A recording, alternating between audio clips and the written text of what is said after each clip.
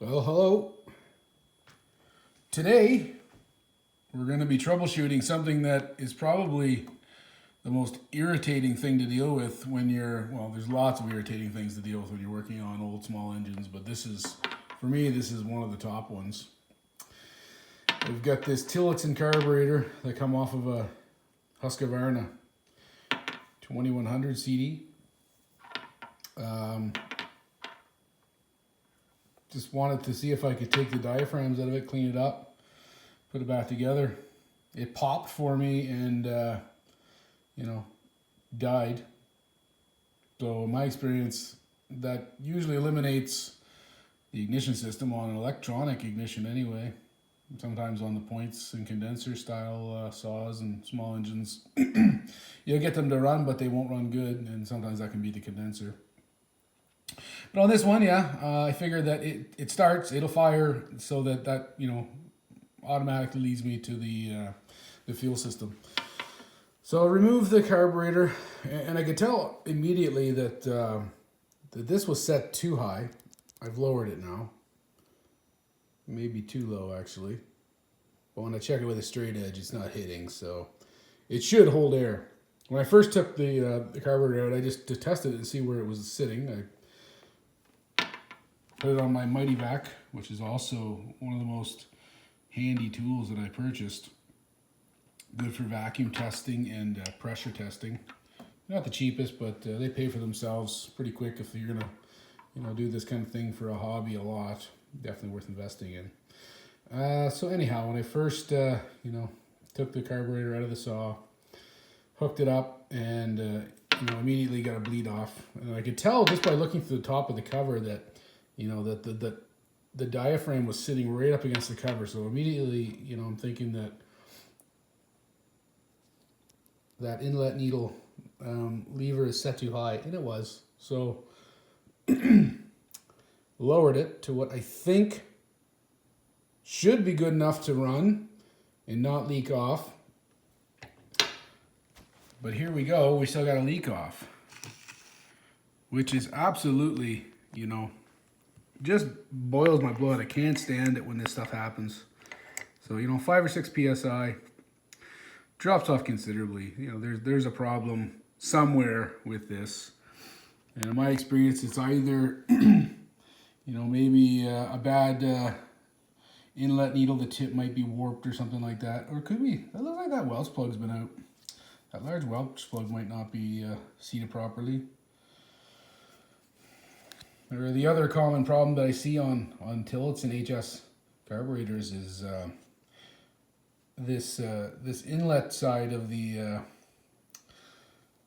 carburetor. Either the gasket will be leaking, or it'll be leaking through this little atmospheric pressure hole. And then you got to troubleshoot why that's happening. Again, really, I find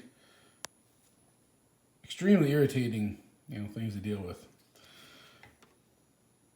But anyway, just to show you a way that you can quickly usually see where the problem is, and sometimes it's multiple problems, which is always fun, is to take it, pump it up to pressure. 5 PSI is usually enough. Again, we're not surprised, we see it leaking off.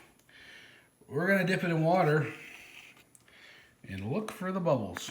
See if it's leaking around that inlet needle, or if it's on the inlet side.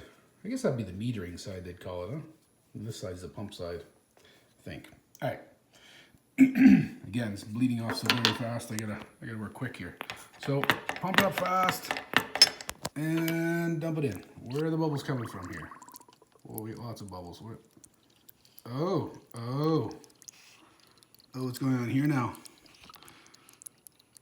That's leaking out of the inlet. There's a hole there? Well. There's a hole right there.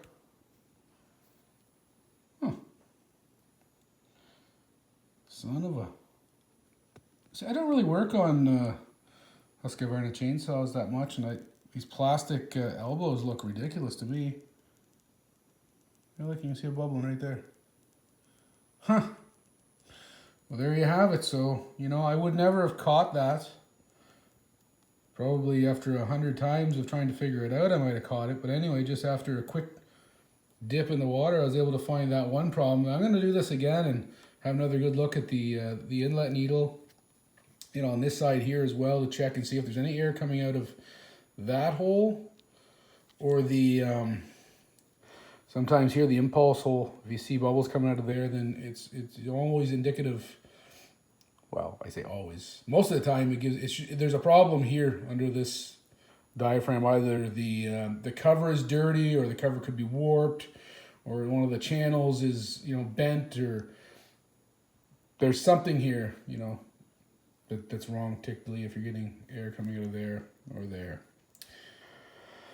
And if you got air coming out around the needle, well, sometimes there's dirt down in there, and you can clean that, or it's a bad inlet needle. Anyway, just by putting it in water, you can usually, and putting it under pressure, you don't have to use a Mighty Vac. There's other stuff out there you can use.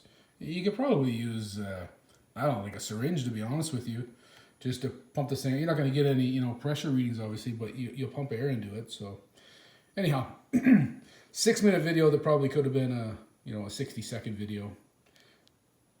Anyway, I hope you found that helpful, troubleshooting a carburetor that has pressure leak off. Okay, thanks for watching, and have a nice day.